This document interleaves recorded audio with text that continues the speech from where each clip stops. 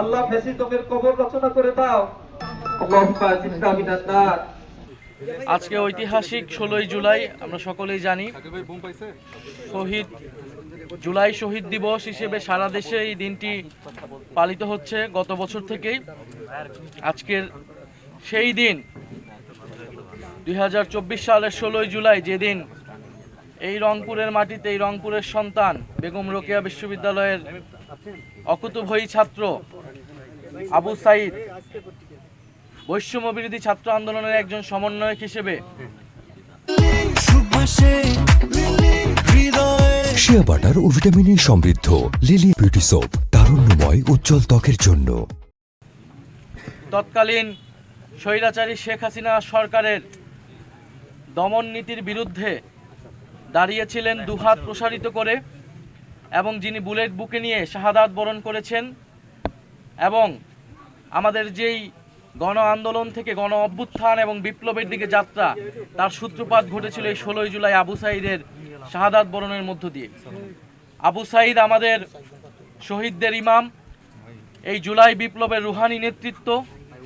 আবু সাঈদ আমাদের সকলের পূর্বসূরি। মুক্তির মন্দির ও স্বপনতলে যে হাজারো প্রাণ অকাতরে বলিদান হয়েছে, সেই সকল প্রাণের অগ্রসেনানী ছিলেন আবু সাঈদ।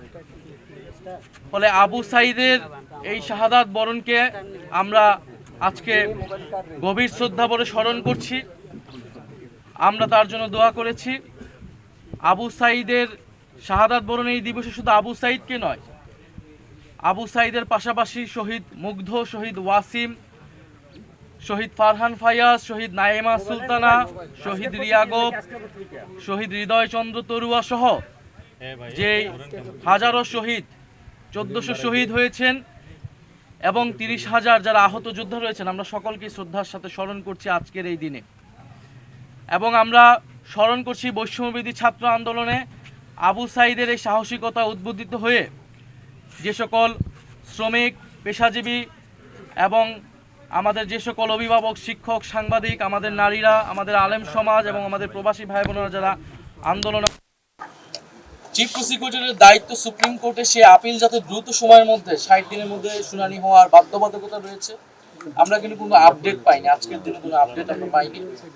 ফলে আমরা আহ্বান থাকবে সরকার এবং চিফ প্রসিকিউটর ট্রাইব্যুনাল থেকে এই রায়ের আপিলের শুনানি কার্যক্রম দ্রুত সম্পন্ন করে আমরা রায় দেখতে চাই। রায় অনেকগুলো হয়েছে, রায় কার্যকর দেখতে চায় বাংলাদেশের জনগণ। এবং আবু সাঈদের যে মামলার রায়, সেই মামলার রায়ের আসামি কিন্তু শেখ হাসিনা নিজেও, এবং সেই রায়ে শেখ হাসিনাকে ফাঁসির দণ্ড দেওয়া হয়েছে।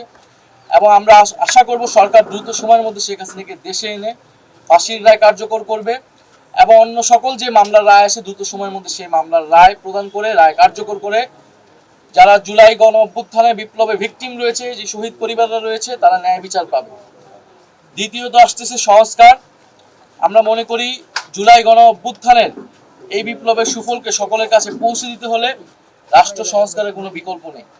ফলে গণভোট হয়েছিল আবু সাঈদদের যে আত্মত্যাগ, সেটাকেই শ্রদ্ধা জ্ঞাপন করতে, সেই সুফলটা যাতে সবাই পায়, বাংলাদেশের জনগণ পায়। তা আমরা দেখলাম গণভোটে 70% মানুষ গণভোটের পক্ষে, হ্যাঁর পক্ষে রায় দিয়েছে। কিন্তু বর্তমান সরকার সেই রায়ের সাথে বিশ্বাসঘাতকতা করেছে, প্রতারণা করেছে, এবং সেই গণভোটের রায় তারা কার্যকর করছে না। জুলাই সনদ তারা মুখে মুখে কার্যকর করবে বলছে, এটা তাদের কেবলই মৌখিক প্রতারণা। তারা 31 দফার সাথে প্রতারণা করেছে। তারা বলেছিল সংবিধান সংস্কার কমিশন করবে, সেটি তারা করেনি। ফলে আমরা আশা করব এই 16ই জুলাই শুধু জুলাই শহীদ দিবস পালন করলেই হবে না, আবু সাঈদকে মুখে মুখে স্মরণ করলেই হবে না।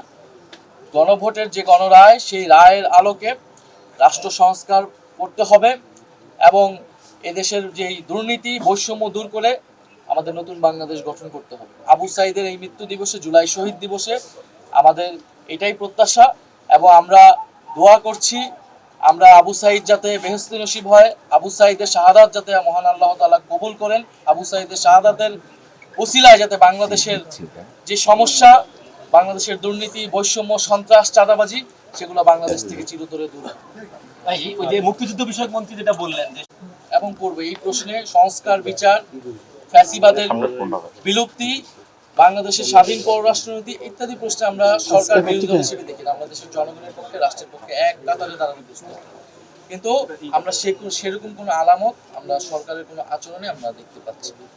ফলে জুলাই সনদ গণভোটের রায়ের আলোকে বাস্তবায়ন করতে হবে, তাদের নোট অফ ডিসেন্টের আলোকে বাস্তবায়ন করলে সেইখানে আমাদের কোনো সহযোগিতা তো থাকবেই না, আমাদের কোনো অংশগ্রহণও থাকবে না।